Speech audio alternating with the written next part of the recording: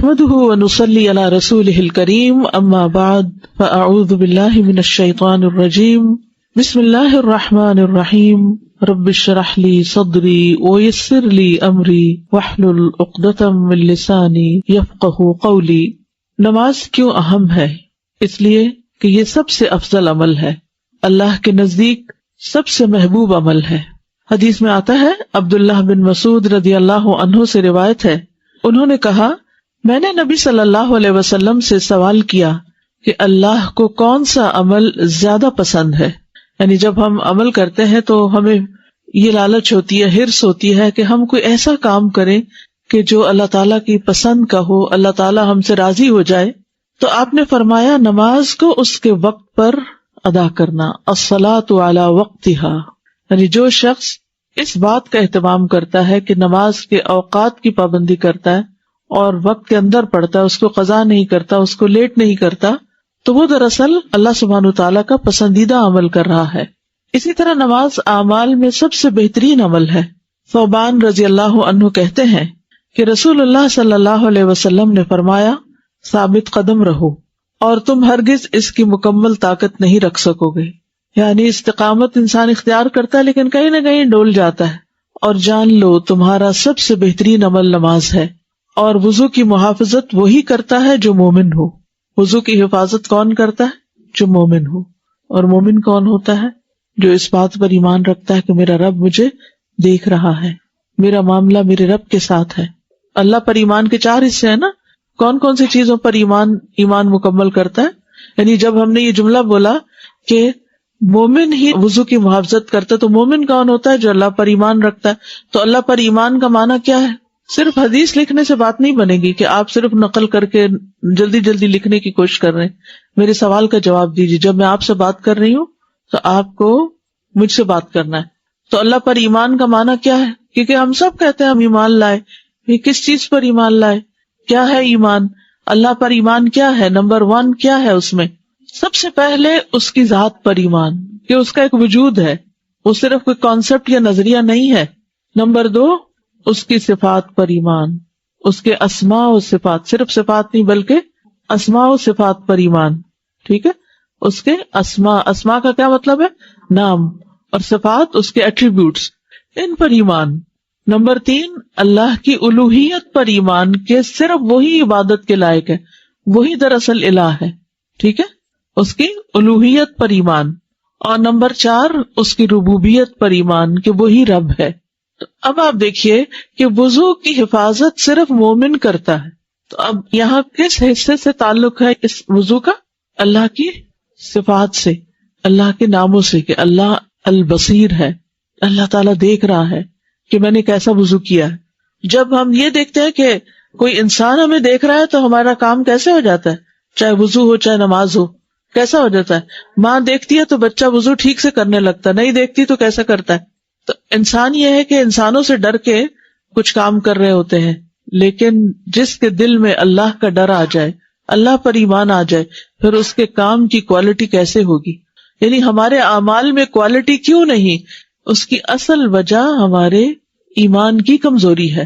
تو وضو وہی ٹھیک کرے گا جس کا ایمان صحیح ہے۔ تو وضو سے پہلے ایمان پر ورک کرنے کی ضرورت ہے۔ پھر نماز اس لیے اہم ہے کہ یہ اللہ کی یاد کا ذریعہ ہے۔ سورۃ طٰہٰ میں آتا ہے، اننی انا اللہ لا الہ الا انا فاعبدنی واقم الصلاۃ لذکری، بے شک میں ہی اللہ ہوں، میرے سوا کوئی معبود نہیں، سو میری عبادت کرو اور میری یاد کے لیے نماز قائم کرو۔ پہلے بھی بات ہوئی تھی نا کہ جب میں چاہتا ہوں کہ اللہ سے بات کروں تو میں نماز پڑھتا ہوں، اور جب میں چاہتا ہوں کہ اللہ مجھ سے بات کرے تو میں قرآن پڑھتا ہوں۔ نماز اللہ سے سرگوشی کا ذریعہ ہے۔ ابو ہریرہ کہتے ہیں کہ رسول اللہ صلی اللہ علیہ وسلم نے ہمیں ظہر کی نماز پڑھائی، اور جب آپ نے سلام پھیرا تو ایک شخص کو آواز دی جو آخری صفوں میں تھا، اور فرمایا، اے فلاں، کیا تم اللہ سے ڈرتے نہیں؟ کیا تم دیکھتے نہیں ہو کہ تم کیسے نماز پڑھ رہے ہو؟ تم میں سے جب کوئی نماز پڑھنے کے لیے کھڑا ہوتا ہے تو وہ کھڑا اپنے رب سے سرگوشی کر رہا ہوتا ہے، تو چاہیے کہ وہ دیکھے کہ وہ کیسے سرگوشی کر رہا ہے۔ آج کا ہوم ورک کیا ہے کہ جب آپ یہاں سے ظہر کی نماز پڑھنے کے لیے جائیں گے تو آپ جب نماز پڑھ رہے ہوں گے تو آپ یوں اپنے آپ کو فیل کرائیں گے جیسے آپ اللہ سے وسپر کر رہے ہیں، چپ کے باتیں کر رہے ہیں. بہت سے لوگ کہتے ہیں نا کہ نماز میں خشوع کیسے آئے، تو یہ جو وسپرنگ ہے، یہ اللہ سے باتیں کرنا، یہ خود بخود خشوع لے آتا ہے. انسان وسپر کس کے ساتھ کرتا ہے؟ وسپرنگ میں کس سے باتیں ہوتی ہیں؟ بچہ کس کے کان میں باتیں کرتا ہے؟ ساری مجلس کو نہیں سناتا، ماں کے. کیوں؟ اس سے کیوں کرتا ہے؟ کیونکہ اس پر اعتماد ہوتا ہے، کیونکہ اس سے محبت ہوتی ہے، کیونکہ وہ اس کو سب سے بڑا سمجھتا ہے. تو جو انسان اللہ کو بڑا سمجھتا ہے، اللہ سے محبت رکھتا ہے اور اللہ پر اعتماد کرتا ہے، یقین رکھتا ہے، تو پھر وہ اپنے سارے غم دکھ کی داستان اپنے رب کو ہی سناتا ہے اور اس سے وسپر کرتا ہے. وسپرنگ جو ہے یعنی چپ کے باتیں کرنا جو ہے، یہ صرف انسان اس سے کرتا ہے جس کے ساتھ اس کو محبت ہوتی ہے. ہر ایک سے وسپرنگ نہیں ہوتی. پھر اللہ کے قرب کا ذریعہ ہے. جابر بن عبداللہ کہتے ہیں کہ نبی صلی اللہ علیہ وسلم نے ایک مرتبہ کعب بن عجرہ سے فرمایا، اے کعب بن عجرہ، روزہ ڈھال ہے، صدقہ گناہوں کو مٹا دیتا ہے، نماز قرب الہی کا ذریعہ ہے، یا فرمایا کہ دلیل ہے. آپ عربی کو دیکھیے، وَالصَّلَاةُ قُرْبَانٌ او قال برہان. قربان کا مطلب کیا؟ قرب کا ذریعہ. اللہ تعالیٰ نمازی کے سامنے ہوتا ہے. رسول اللہ صلی اللہ علیہ وسلم نے فرمایا، بے شک جب تم میں سے کوئی نماز پڑھتا ہے تو اللہ اس کے چہرے کے سامنے ہوتا ہے. جب کوئی آپ کے چہرے کے سامنے ہو تو آپ کیا کریں گے؟ چہرہ ہٹا لیں گے، چہرہ پھیر لیں گے. اپنا چہرہ کدھر کریں گے؟ پھر اسی کی طرف کریں گے. پھر توجہ کی ضرورت ہے. ابن القیم کہتے ہیں، بندہ جب تک اپنی نماز کی طرف متوجہ رہتا ہے اس وقت تک مسلسل اللہ اپنے بندے کی طرف متوجہ رہتا ہے. جب بندہ اپنے دل یا اپنی نظر سے ادھر ادھر جھانکتا ہے تو اللہ تعالیٰ بھی اعراض کرتا ہے. جب بندہ منہ موڑ لیتا ہے تو اللہ تعالیٰ بھی منہ موڑ لیتا ہے اس سے. استغفر اللہ. ہم نماز میں کیا کر رہے ہوتے ہیں؟ دنیا بھر کی باتیں سوچ رہے ہوتے ہیں. نماز کا انتظار کرنے والوں پر اللہ کا فخر کرنا. عبداللہ ابن عمر کہتے ہیں، ہم نے رسول اللہ صلی اللہ علیہ وسلم کے ساتھ مغرب کی نماز ادا کی. لوٹنے والے لوٹ گئے اور بیٹھنے والے بیٹھے رہے تو رسول اللہ صلی اللہ علیہ وسلم جلدی میں تشریف لائے. آپ کا سانس پھولا ہوا تھا اور آپ نے اپنے گھٹنوں سے کپڑا اٹھایا ہوا تھا. آپ نے فرمایا، خوش ہو جاؤ، تمہارے رب نے آسمان کا ایک دروازہ کھولا اور فرشتوں کے سامنے تم پر فخر کرتے ہوئے فرمایا، میرے بندوں کی طرف دیکھو، ایک فریضہ ادا کر چکے ہیں اور دوسرے کے انتظار میں بیٹھے ہیں. ایک فریضہ ادا کر چکے ہیں اور دوسرے کے انتظار میں بیٹھے ہیں. اس سے بھی نماز کی اہمیت کا پتہ چلتا ہے کہ اللہ سبحانہ و تعالی کتنا زیادہ اس بات کا خیال رکھتا ہے کہ میرے بندے نماز پڑھنے والے. فرض نماز کی حفاظت کرنے والے کا غافلوں میں نہ لکھا جانا. ابو ہریرہ کہتے ہیں کہ رسول اللہ صلی اللہ علیہ وسلم نے فرمایا، جس نے فرض نمازوں پر محافظت کی اس کو غافل لوگوں میں نہیں لکھا جائے گا. تو یہ تھی کچھ باتیں نماز کی اہمیت کے بارے میں. اب نماز ہی کی اہمیت سے متعلق یہ بات بھی یاد رکھیے کہ یہ نماز صرف ہمارے لیے نہیں، امت محمد صلی اللہ علیہ وسلم ہی کے لیے نہیں، بلکہ کس کے لیے؟ پچھلے انبیاء کے لیے بھی تھی. یعنی اللہ نے چونکہ انسان کو پیدا ہی اپنی عبادت کے لیے کیا، تو یہ عبادت صرف ہمارے لیے نہیں ہے، یہ عبادت ہمیشہ سے رہی ہے. تمام انبیاء کی طرف نماز کی وحی کی گئی. قرآن مجید میں آتا ہے، وَجَعَلْنَاهُمْ أَئِمَّةً يَهْدُونَ بِأَمْرِنَا وَأَوْحَيْنَا إِلَيْهِمْ فِعْلَ الْخَيْرَاتِ وَإِقَامَ الصَّلَاةِ وَإِيتَاءَ الزَّكَاةِ وَكَانُوا لَنَا عَابِدِينَ. اور ہم نے انہیں ایسے پیشوا یعنی رہنما بنایا جو ہمارے حکم کے ساتھ رہنمائی کرتے تھے، اور ہم نے ان کی طرف نیکیاں کرنے اور نماز قائم کرنے اور زکوٰۃ ادا کرنے کی وحی بھیجی، اور وہ صرف ہماری عبادت کرنے والے تھے. وَكَانُوا لَنَا عَابِدِينَ. تو یہ سارے پیغمبروں کا ذکر ہے کہ ہم نے انہیں فعل الخیرات کی طرف بلایا، ان کی رہنمائی کی، وَإِقَامِ الصَّلَاةِ. تو یہ دلیل ہے کہ پچھلے تمام انبیاء اقامت صلاۃ کرتے رہے. تمام انبیاء مشکل وقت میں نماز سے سہارا لیتے. مسند احمد کی روایت میں ہے، نبی صلی اللہ علیہ وسلم نے فرمایا، ان انبیاء پر جب بھی کوئی پریشانی آتی تو وہ نماز کی طرف متوجہ ہو جاتے. اور نبی صلی اللہ علیہ وسلم کا طریقہ کیا تھا؟ جب کوئی مشکل وقت آتا فزع الی الصلاۃ، نماز کی طرف دوڑتے. تمام انبیاء اپنی قبروں میں بھی نماز پڑھتے ہیں. سلسلہ صحیحہ کی روایت ہے، تمام انبیاء علیہم الصلاۃ صلوات اللہ علیہم اپنی قبروں میں زندہ ہیں اور نماز پڑھتے ہیں. لیکن یہاں ایک بات یاد رکھے کہ وہ زندگی جو اس حدیث نے انبیاء علیہم السلام کی ثابت کی ہے وہ دنیا کی زندگی نہیں. وہ کون سی زندگی ہے؟ برزخ کی زندگی ہے. اسی لیے معراج پر جب نبی صلی اللہ علیہ وسلم تشریف لے گئے تو آپ نے مسجد حرام سے مسجد اقصی کی طرف جب پہلا سٹاپ کیا تو وہاں کیا کیا تھا؟ انبیاء کو جماعت کرائی تھی، نماز پڑھائی تھی. تو یہ سب کچھ برزخی زندگی میں ہوا تھا، دنیا کی زندگی کے ساتھ اس کا کوئی تعلق نہیں. یہی وجہ ہے کہ اس کی مثال بیان کیے بغیر اس پر ایمان لانا واجب ہے. مثال کیا ہے کہ جیسے ہم سنتے ہیں ویسے وہ سنتے، ایسے ویسے نہیں سنتے، یا یہ کہ ہم ان کی قبروں کے پاس جا کر پھر ان سے باتیں شروع کر دیں، اس کی اجازت نہیں ہے. وہ اپنی ایک زندگی ہے ان کی، اور اسی طرح کی کم و بیش زندگی باقی لوگوں کی بھی ہے. یعنی مرنے کے بعد انسان بالکل فنا نہیں ہو جاتا کہ اس کا کچھ بھی باقی نہ رہے، اس کو عذاب قبر محسوس ہوتا ہے. آپ نے وہ حدیث بھی پڑھی ہوگی جس میں یہ کہ مردہ دفنانے والوں کے واپسی کے قدموں کی آواز وہ سنتا ہے، چلنے کی آواز سنتا ہے. موسیٰ علیہ السلام کو اللہ سے ملاقات پر نماز کا حکم ملا.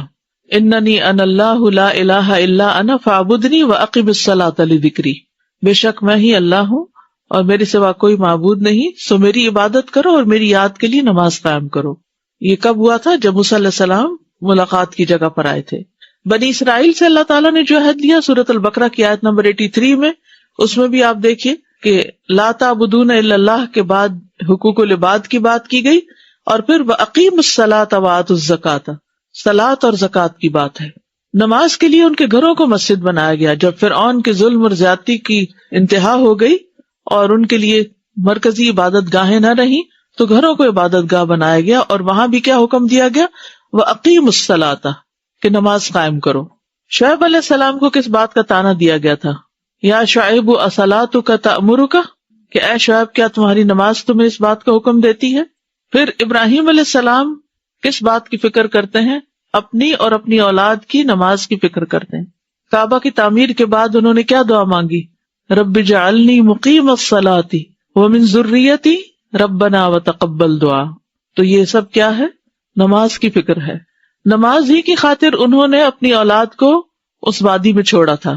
ربنا انی اسکنت من ذریتی بواد غیر ذی زرع عند بیتک المحرم ربنا لیقیموا الصلاۃ، اے ہمارے رب تاکہ وہ نماز قائم کریں.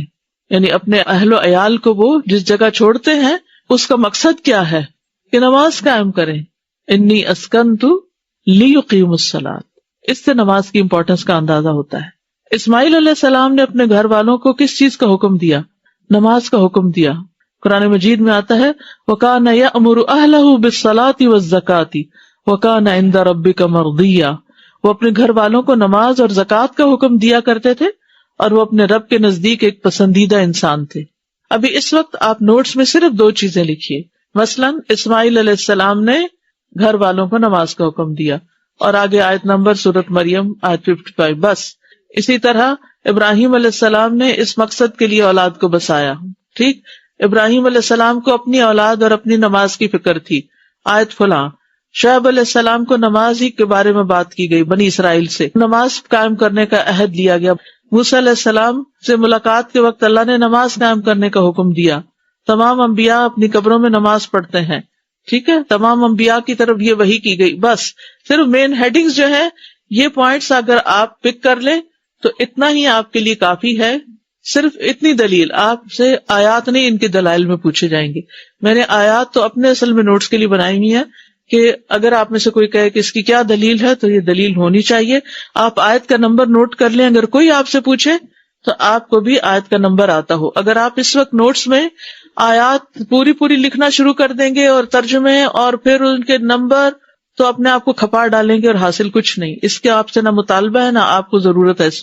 اس وقت آپ کو صرف یہ جاننے کی ضرورت ہے کہ نماز بڑی اہم ہے، کیونکہ اللہ سبحانہ وتعالیٰ نے تمام انبیاء کو اس کا حکم دیا تھا. اور ڈفرنٹ انبیاء کے جو دلائل قرآن میں ملتے ہیں، ایک تو مجموعی طور پر سب انبیاء کی بات ہوئی اوپر، اوحینا الیہم فعل الخیرات واقام الصلاۃ، اور پھر ڈفرنٹ انبیاء جو یہاں ان کا ذکر آتا ہے. پھر عیسیٰ علیہ السلام کا پنگھوڑے میں نماز کا ذکر کرنا. اللہ سبحانہ تعالیٰ نے عیسیٰ علیہ السلام کو اس وقت نماز پڑھنے کی وصیت کی تھی جبکہ وہ گود میں بچے سے تھے. ایک بچے کا تصور کریں جو پنگھوڑے میں کہہ رہا ہو اوصانی بالصلاۃ. سبحان اللہ، کہ اللہ نے مجھے نماز کی تاکید کی ہے. قرآن مجید میں سورۃ مریم آیت 30 اور 31 میں آتا ہے قال انی عبد اللہ آتانی الکتاب وجعلنی نبیا وجعلنی مبارکا اینما کنت واوصانی بالصلاۃ والزکاۃ ما دمت حیا.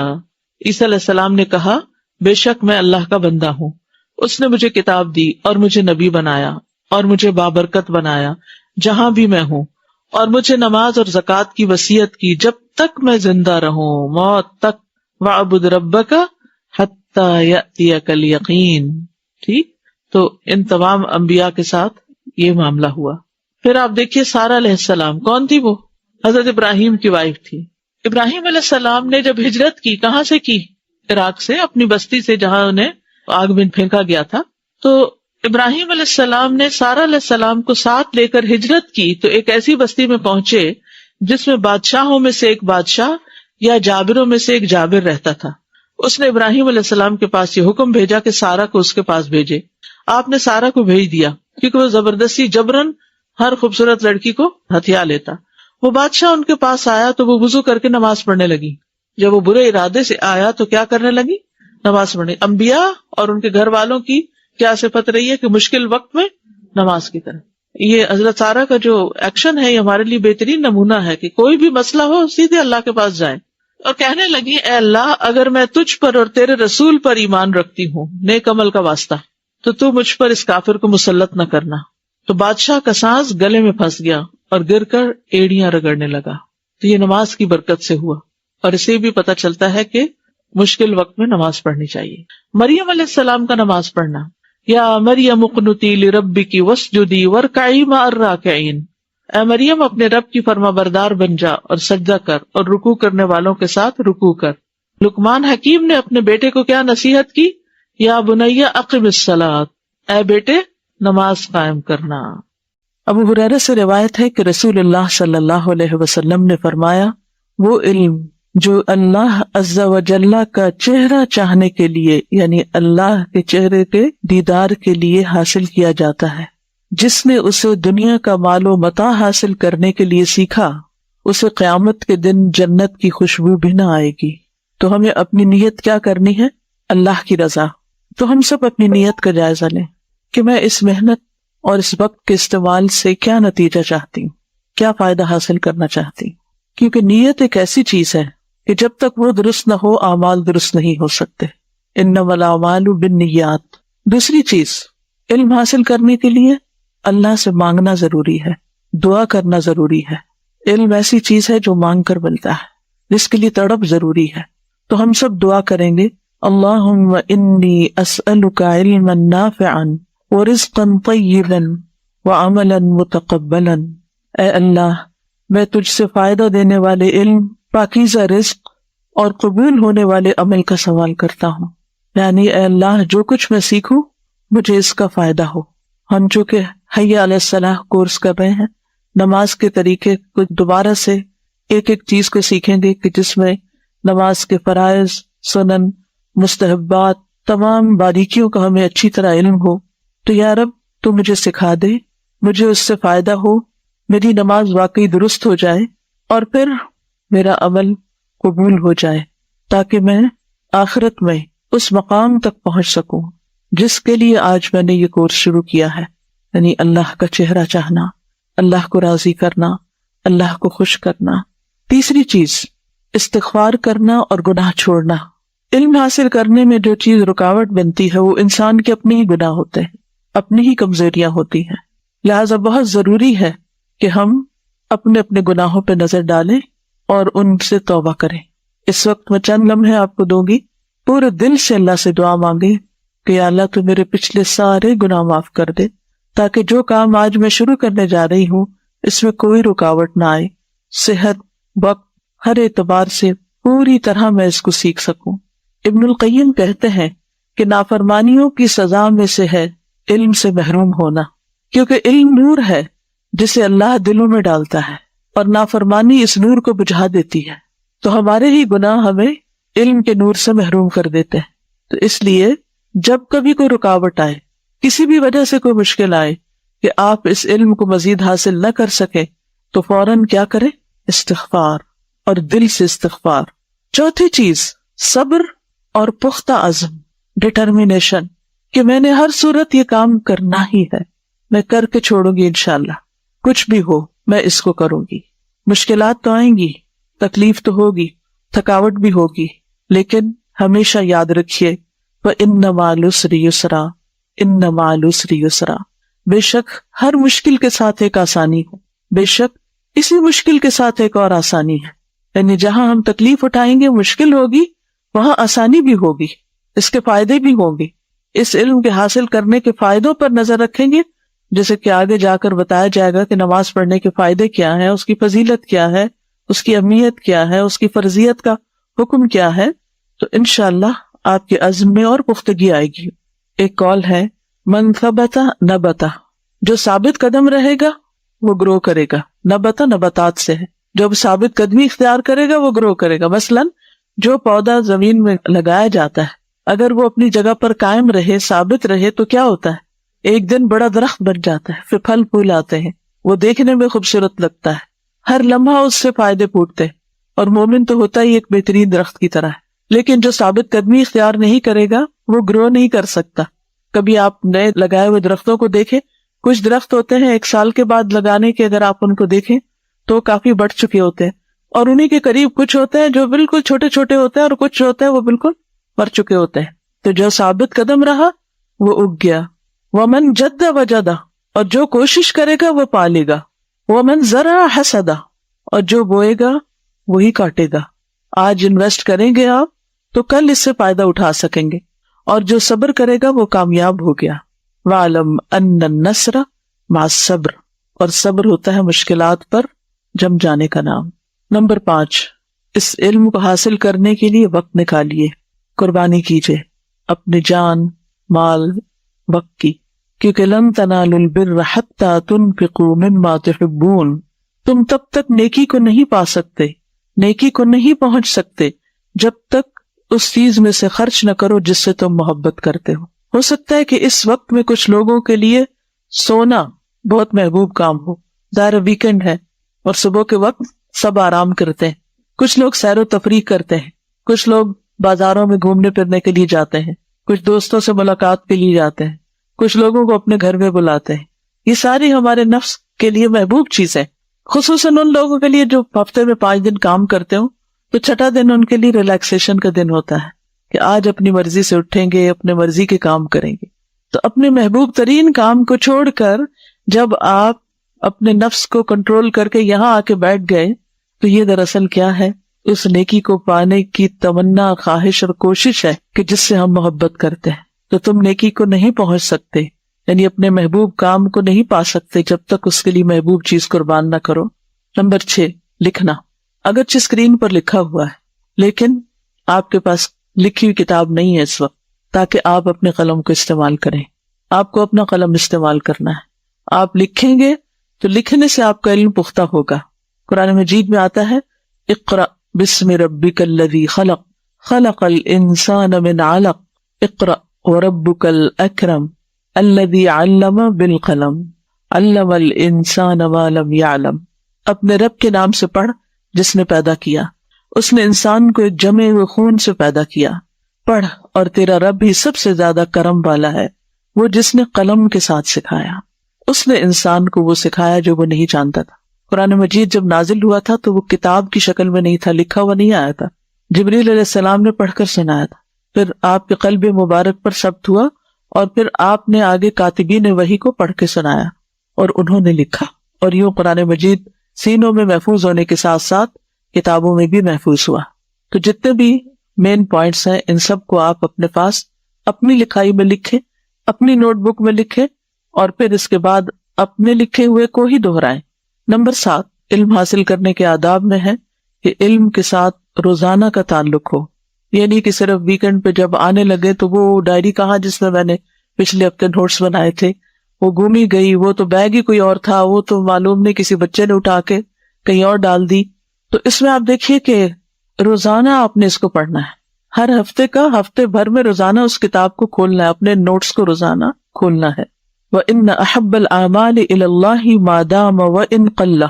رسول اللہ صلی اللہ علیہ وسلم نے فرمایا اللہ کے نزدیک پسندیدہ عمل وہ ہے جسے پابندی سے ہمیشہ کیا جائے، خواہ وہ کم ہی ہو، خواہ وہ تھوڑا ہی ہو، لیکن ڈیلی ہو. اگر آپ ان باتوں کو، اپنے لکھے ہوئے پوائنٹس کو ہفتے میں 5 دن مزید پڑھ کر آئے تو آپ دیکھیں گے کہ یہ زبانی آپ کو باتیں یاد ہو جائیں گی۔ نمبر 8، دہرائی۔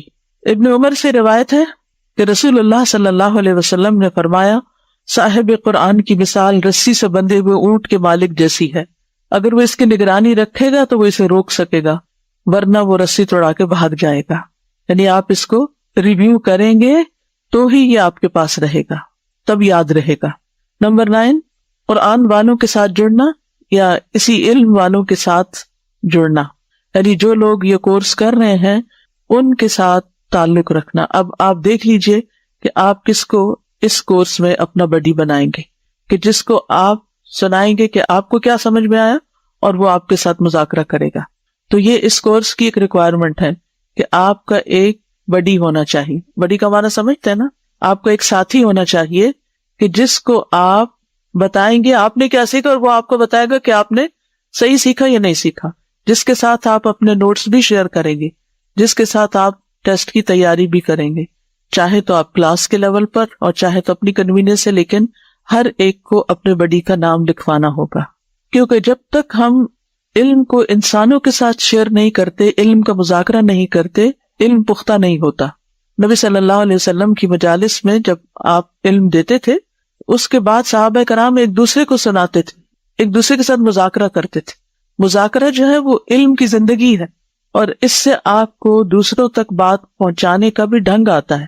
اگر آپ اپنے ساتھی کو بتانے میں اور صحیح طور پر بتانے میں کامیاب ہو گئے تو پھر آپ اپنے بچوں کو بھی بتا سکیں گے، اپنے ہسبینڈ کے ساتھ بھی شیئر کر سکیں گے، اپنے کولیگز کے ساتھ۔ زندگی میں کسی وقت کسی بھی موقع پر آپ اس علم کو دوسروں کے ساتھ شیئر کر سکتے ہیں، اور جتنوں کے ساتھ آپ شیئر کریں گے اور وہ اس پر عمل کریں گے، وہ سب آپ کے لیے صدقہ جاریہ ہوں گے، کیونکہ اس سے بہترین انویسٹمنٹ کوئی نہیں ہو سکتی۔ ایک بات اگر آپ 30 لوگوں کے ساتھ شیئر کرتے ہیں اور وہ 30 لوگوں کو فائدہ دیتی ہے تو وہ عمل آپ کا 30 سے ملٹی پلائی ہو جاتا ہے، یعنی آپ کو اپنے عمل کا بھی ثواب اور 30 اور کے عمل کا بھی اجر و ثواب۔ تو بول کے شیئر کیجئے یا لکھ کر کیجئے، یہ آپ پر ڈیپینڈ کرتا ہے۔ اور پھر یہ کہ قرآن کو اپنا ساتھی بنائیں، اور اس کے ساتھ ساتھ یہ جو قرآن و سنت سے آپ کو چیزیں دی جائیں گی ان کو وقتاً فوقتاً پڑھتے رہیں۔ پڑھنے کے لیے ضروری نہیں ہوتا کہ آپ کے پاس ایک ڈیسک ہو، چیئر ہو، مخصوص جگہ ہو تو بہت اچھا ہے، اس سے زیادہ یکسوئی ہو جاتی، لیکن اگر نہیں تو آپ نبی صلی اللہ علیہ وسلم کی مثال دیکھیے۔ صحیح بخاری میں آتا ہے، عبداللہ بن مغفل کہتے ہیں، میں نے فتح مکہ کے دن رسول اللہ صلی اللہ علیہ وسلم کو اپنے اونٹ پر سوار خوشحالانی سے سورۃ الفتح پڑھتے ہوئے دیکھا۔ معاویہ بن قرہ کہتے ہیں کہ اگر مجھے اپنے ارد گرد لوگوں کے جمع ہونے کا اندیشہ نہ ہوتا تو میں بھی اسی طرح خوش الحانی کے ساتھ پڑھ کر سناتا جیسے عبداللہ بن مغفل نے سنایا، اور پھر انہوں نے آگے یعنی نبی صلی اللہ علیہ وسلم سے جیسے سنا اور آپ پڑھ رہے تھے۔ تو یہ ہے کہ آپ گاڑی میں بھی پڑھ سکتے ہیں، آپ اپنے کچن میں بھی پڑھ سکتے ہیں، آپ اپنے ڈرائنگ روم میں بھی پڑھ سکتے ہیں، آپ اپنے ایون بیڈ پہ لیٹ کے بھی پڑھ سکتے ہیں۔ جہاں بھی موقع ملے علم کو دہراتے رہیں۔ باقی پوائنٹس تو ایک حد تک کافی تھے، لیکن سب سے اہم ترین چیز علم حاصل کرنے کے لیے کیا ہے؟ نیت۔ یہ نیت کیا چیز ہے؟ النیت لغتاً القصد، نیت کا لغوی معنی قصد کرنا ہے، ارادہ کرنا ہے۔ نیت کا معنی کیا ہے؟ ارادہ کرنا۔ نیت ہوتی کیا ہے؟ انسان کے اندر ایک خیال آتا ہے۔ نیت کیا ہے؟ انسان کے اندر ایک خیال آتا ہے، اور پھر وہ اس کی عقل، اس کے دل، اس کی روح میں سما جاتا ہے۔ ٹھیک ہے، اس کے دل و دماغ، اس کی روح میں سما جاتا ہے۔ یعنی اگر آپ سوچیں کہ نیت ہوتی کیا ہے، ہم نے کہا ارادہ کرنا۔ یہ ارادہ کہاں سے آتا ہے؟ اس کی ابتدا کہاں سے ہوتی ہے؟ ایک خیال سے ہوتی ہے۔ ٹھیک ہے، ایک خیال سے ہوتی ہے، اور وہ خیال انسان کے دل و دماغ اور روح کے اندر سما جاتا ہے، اور وہ پھر ارادے کی شکل اختیار کر لیتا ہے۔ اگر یہ ارادہ اچھا ہو تو عمل اچھا ہوتا ہے، اور اگر ارادہ اچھا نہ ہو تو عمل بھی اچھا نہیں ہوتا۔ آپ کو وہی ملتا ہے جس کا آپ ارادہ کرتے ہیں۔ اور نیت جو ہوتی ہے وہ دل کے اندر چھپی ہوئی چیز ہوتی ہے۔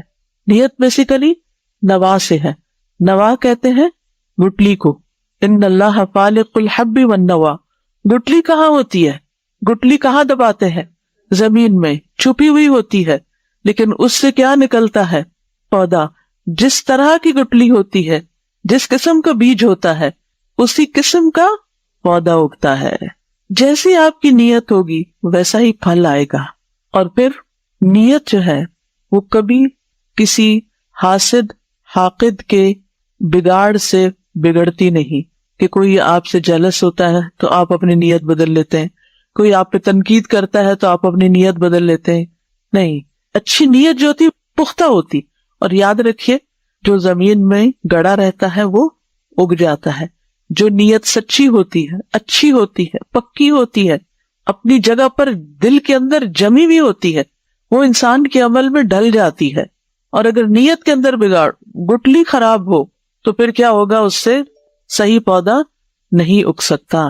اور پھر آپ دیکھیے کہ نیت انسان کے لیے قطب نما کی سوئی کی طرح ہے. قطب نما معلوم ہے کیا ہوتا ہے؟ کمپس کی سوئی کی طرح ہے. آپ کمپس کو جتنا مرضی ہلا لیں, ہلا کے رکھیں, کہاں جا کے ٹکے گی اس کی سوئی؟ اپنی سمت پہ ہی جائے گی, وہ ادھر سے نہیں ہلے گی. آپ جتنا مرضی اس کو ہلا دیں.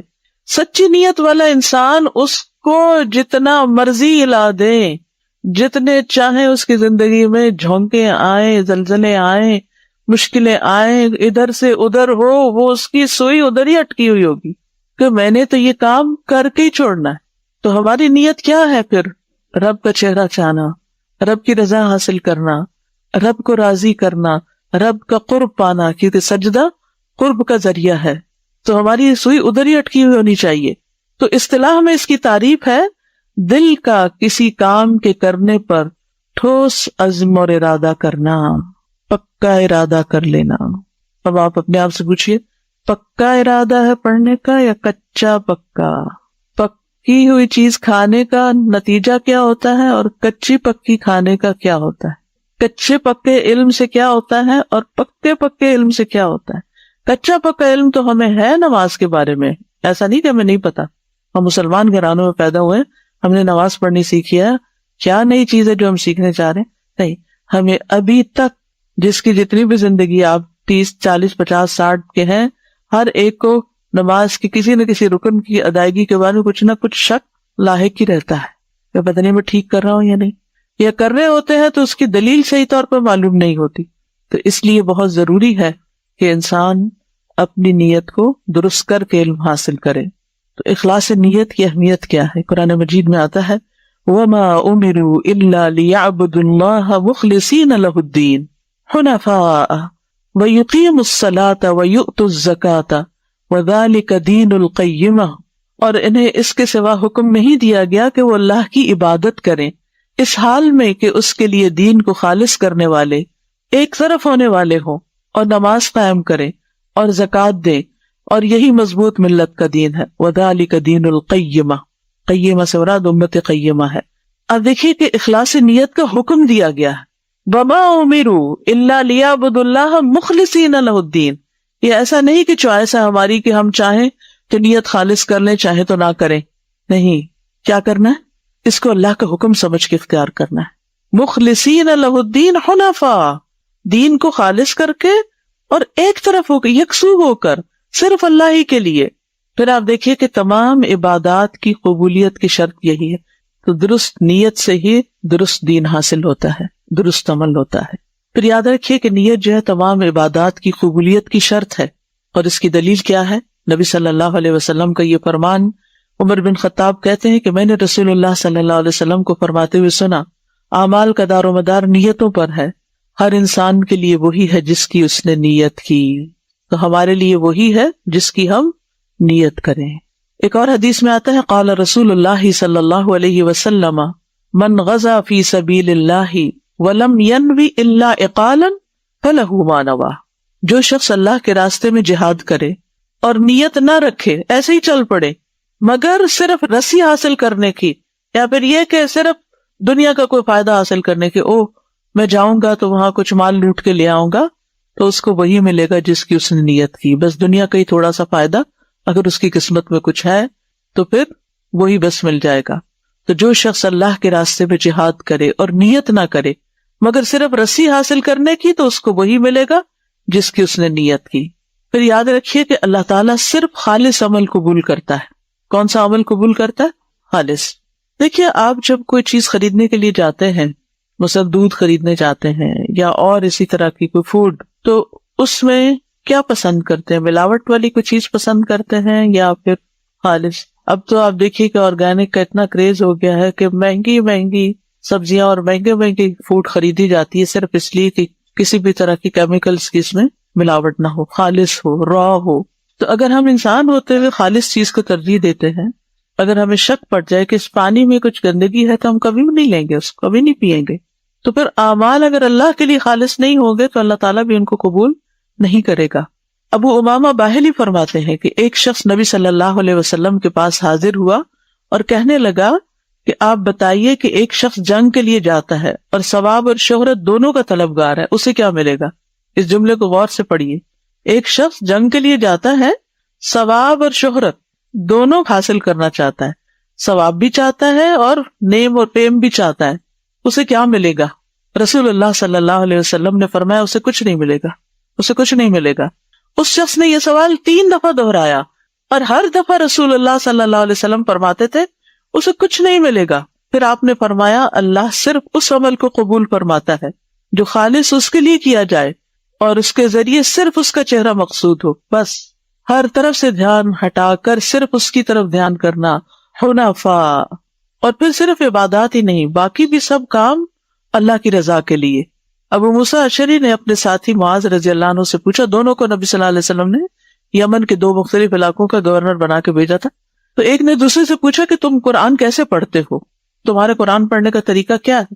انہوں نے کہا میں تو رات کے شروع میں سوتا ہوں، پھر اپنی نیند کا ایک حصہ پورا کر کے اٹھ جاتا ہوں، اور جو کچھ اللہ نے میرے لیے مقدر کیا میں اسے پڑھتا ہوں۔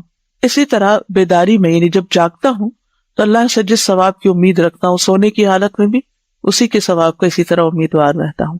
یعنی یہ عربی کے الفاظ زیادہ جامع ہیں، فَأَحْتَسِبُ نَوْمَتِي كَمَا أَحْتَسِبُ قَوْمَتِي، تو میں اپنی نیند کو بھی اجر کا باعث سمجھتا ہوں جس طرح میں اپنے قیام کو اجر کا باعث سمجھتا ہوں۔ یعنی ان کا کہ میں رات کے ایک حصے میں سوتا ہوں، پھر ایک حصے میں اٹھ کے تہجد پڑھتا ہوں، جتنا اللہ چاہتا ہے قرآن پڑھ لیتا ہوں، اور صرف میں اس تہجد کو ہی عبادت نہیں سمجھتا، میں اپنی نیند کو بھی عبادت سمجھتا ہوں۔ وہ کیوں؟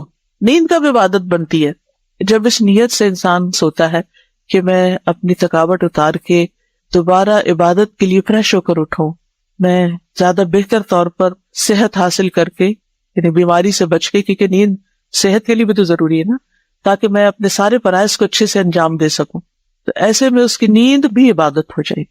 تو نیت سے عادات بھی عبادات بن جاتی ہیں، لکھ لیجئے یہ بات، اچھی نیت سے عادات بھی عبادات بن جاتی ہیں۔ سونا ہماری ضرورت ہے، عادت ہے، کسی دنیا کے دین میں سو کر کسی کو کچھ نہیں ملتا، یعنی کوئی سونے کے پیسے نہیں دیتا آپ کو، لیکن سوچئے اس دین کی خوبصورتی کو کہ جس میں اچھی نیت سے اگر آپ سو جائیں تو اس پر بھی آپ کے لیے ریوارڈ ہے۔ پیسوں کی بات اس لیے میں نے کی کہ ہم ہر چیز کو پیسوں سے ہی ناپتے تولتے ہیں، اس پر کیا ملے گا، کہ کوئی سونے پر انعام دے، جیسے قیام پر انعام دے، تو ہم صرف قیام کو باعث انعام سمجھتے ہیں، نیند کو باعث انعام نہیں سمجھتے۔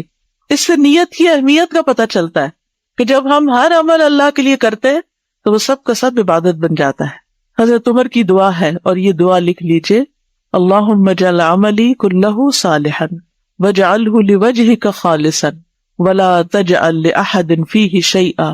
عمر بن خطاب رضی اللہ عنہ دعا کیا کرتے تھے، اے اللہ میرے سارے عمل کو صالح بنا دے، یعنی میرے سارے کے سارے کام 24/7 سب عبادت ہو، سب نیک ہو، اور اسے اپنے چہرے کے لیے خالص کر لے، اور اس میں کسی ایک کے لیے بھی کوئی حصہ نہ رکھ، میرا کوئی بھی عمل کسی اور کے لیے نہ ہو، میرے سارے عمل تیرے لیے ہوں۔ کبھی ہمیں تو سوچ بھی نہیں آئی کیسی دعا کریں، ہم اپنے لیے کیوں نہیں چاہتے کہ میرے سارے ہی کام عبادت ہو جائیں، قیامت کے دن اٹھوں تو سارے کا سارا ہی نامہ اعمال نیکیوں کے پلڑے میں جائے، اور اس میں سے کچھ بھی لیفٹ سائڈ کے لیے نہ ہو۔ اٹھنا بیٹھنا چلنا پھرنا کھانا پینا، محبت دشمنی دوستی، کسی کے ساتھ کسی بھی طرح کا لین دین، یا اللہ سارا ہی عبادت بنا دے۔ لیکن یہ سارے کا سارا عبادت کیسے بن سکتا ہے؟ جب نیت خالص ہو۔ کیا؟ وَاجْعَلْهُ لِوَجْهِكَ خَالِصًا وَاجْعَلْهُ لِوَجْهِكَ خَالِصًا، اپنے چہرے کے لیے خالص کر۔ مومن کے لیے سب سے بڑی ڈیلائٹ اور خوشی اور لذت کی بات یہ ہے کہ وہ قیامت کے دن اپنے رب کے چہرے کو دیکھ پائے، کیونکہ یہ صرف اللہ تعالیٰ اپنے پسندیدہ بندوں کو ہی اپنا دیدار کرائے گا، منافقین کو اور دیگر لوگوں کو نہیں. یہ اصل کامیابی ہے. وَرِضْوَانُ اللَّهِ اکبر. پھر یہ یاد رکھیے کہ نیت میں بگاڑ کا وبال کیا ہے. بڑے بڑے اعمال حقیر ہو جائیں گے. کیا ہوگا؟ بڑے بڑے اعمال حقیر ہو جاتے ہیں. ابن المبارک کہتے ہیں کتنے ہی بڑے عمل ہیں کہ نیت جن کو حقیر کر دیتی ہے، اور اس میں زیادہ خوف ہوتا ہے انسان کے لیے، کیونکہ جب چھوٹا کام کر رہے ہوتے ہیں نا تو اس میں نیت سنبھالنا، کنٹرول کرنا آسان ہوتا ہے.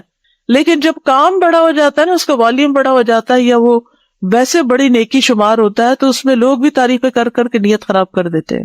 اور اس کی دلیل کیا ہے؟ وہ ہجرت والی حدیث. جس نے اللہ اور اس کے رسول کی طرف ہجرت کی تو اس کی ہجرت اللہ اور اس کے رسول کی طرف ہے. اور جس نے دنیا حاصل کرنے کے لیے ہجرت کی یا کسی عورت کے لیے کہ اس سے نکاح کرے تو اس کی ہجرت اسی کی طرف ہے جس کی طرف اس نے ہجرت کی. یعنی اگرچہ نکاح کرنا عبادت ہے اور اس پر بھی اجر ہے، لیکن اگر آپ بظاہر شو کر رہے ہیں کہ ہم ہجرت کر رہے ہیں، جو بہت اعلیٰ درجے کی نیکی ہے، اور اندر مقصد کچھ اور ہے، تو پھر وہ بڑا ریوارڈ نہیں ملے گا. اس کا اجر بس اتنا ہی ملے گا جتنا نکاح کرنے کا ملتا ہے. یا آپ نے ایک نیک کام کیا، نکاح ایمان کو مکمل کرتا ہے نا، ایک نیکی کا کام ہے. یہ بھی ہمارے دن میں شادی بیاہ بھی ہسبینڈ وائف کا جو پرسنل پرائیویٹ ریلیشن شپ ہوتا ہے وہ بھی عبادت ہے، وہ بھی اجر و ثواب کا باعث ہے. تو ابن المبارک کہتے ہیں کہ کتنے ہی بڑے بڑے عمل ہیں کہ نیت جن کو حقیر کر دیتی ہے. اور اس کی دلیل کیا دیتے ہیں کہ جس آدمی نے ہجرت کی تو یہ اعمال میں سے تو بہت بڑا عمل ہے، لیکن یہ عمل حقیر ہو گیا اور بری نیت کی وجہ سے اس کا اجر چلا گیا. پھر نیت کی بنا پر ایک ہی عمل کے اجر کا فرق ہو جاتا ہے. مثلا دو آدمی ایک ہی جگہ نماز پڑھ رہے ہوتے ہیں، ایک صف میں کھڑے ہوتے ہیں، بلکہ ایک امام ہوتا ہے اور دوسرا مقتدی، مگر ان دونوں کے نمازوں کے ثواب میں مشرق مغرب کا فرق ہوتا ہے. ہو سکتا ہے کہ امام کا ثواب ادنا مقتدی سے بھی کم ہو، کیونکہ وہ اس وقت بہت خوش ہو رہا ہے کہ میری قرات بڑی اچھی اور لوگوں کو میں خوب امپریس کر رہا ہوں، اور دور دور سے لوگ آتے ہیں میری نماز سننے کے لیے. اور نیت کیا ہے؟ لوگوں کو خوش کرنا. لیکن ایک عام غریب مسکین سا شخص پیچھے چپ کر کے نماز کھڑا پڑھ رہا ہے اور اللہ سے دل لگائے ہوئے، ہو سکتا ہے اس کی نماز سب سے اوپر ہو اجر کے اعتبار سے، اور جس کو ہم دیکھ رہے واہ کتنا اچھا انہوں نے کام کیا، جس کی بڑی تعریفیں ہو رہی، اس کا سارا کچھ ہی ضائع ہو جائے. تو دو آدمی ایک ہی جگہ ایک جیسا کام کر رہے ہوتے ہیں، مثلا آپ سب ایک ہی کلاس میں بیٹھے ہوئے ہیں، لیکن ہر ایک کا اجر کا جو گراف ہے وہ اونچا نیچا ہے، نیت کے مطابق، حالات کے مطابق کہ آپ کے حالات کیسے تھے اور اس میں آپ کس طرح پہنچے ہیں یہاں، کتنی مشقتوں کے ساتھ. کسی کے پاس 100 سہولتیں، کسی کے پاس کوئی سہولت نہیں ہے. تو یہی وہ چیز ہے جس کی وجہ سے لوگوں کا ایک دوسرے سے بہت بڑا فرق ہو جاتا ہے. پھر دکھاوے کی نماز پڑھنے والوں کے لیے تو ویسے ہی وعید ہے، فَوَيْلٌ لِّلْمُصَلِّينَ الَّذِينَ هُمْ عَن صَلَاتِهِمْ سَاهُونَ الَّذِينَ هُمْ يُرَاءُونَ. بس ان نمازیوں کے لیے بڑی ہلاکت ہے جو اپنی نماز سے غافل ہے، وہ جو دکھاوا کرتے ہیں. یعنی ویسے نماز دھیان سے نہیں پڑھتے، لیکن جب کوئی دیکھ رہا ہو تو بہت اچھی سے نماز پڑھنا شروع کر دیتے ہیں. اور یہ منافقت کی علامت بھی ہے. ان المنافقین یخادعون اللہ وهو خادعهم واذا قاموا الى الصلاة قاموا کسالى یراؤون الناس ولا یذکرون اللہ الا قلیلا. بے شک منافق لوگ اللہ سے دھوکہ بازی کر رہے ہیں، حالانکہ وہ انہیں دھوکہ دینے والا ہے. اور جب وہ نماز کے لیے کھڑے ہوتے ہیں تو سست ہو کر کھڑے ہوتے ہیں، لوگوں کو دکھاوا کرتے ہیں اور اللہ کو یاد نہیں کرتے مگر بہت کم. اور دکھاوے کی نماز دجال سے زیادہ خطرناک عمل ہے.